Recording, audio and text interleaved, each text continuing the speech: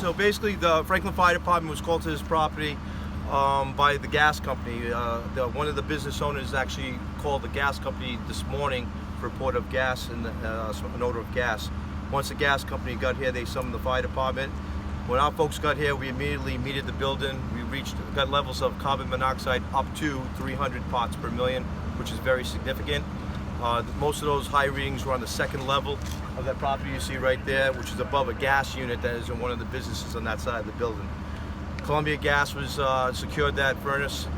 We shut that off. We immediately got fans, opened up doors, ventilated, made sure everybody was out of that affected area. And we staged all of the people that were complaining of upset stomach, headaches, nausea. We staged them into the Panera over here to keep them out of the weather.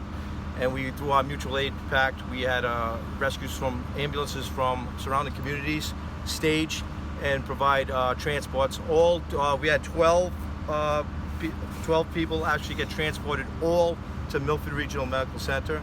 And we had, besides the 2 Franklin ambulances on scene, we had a total of 13 total. So we had 11 mutual aid ambulances. The system worked great, and we really appreciate the help that we got from our mutual aid partners in the area.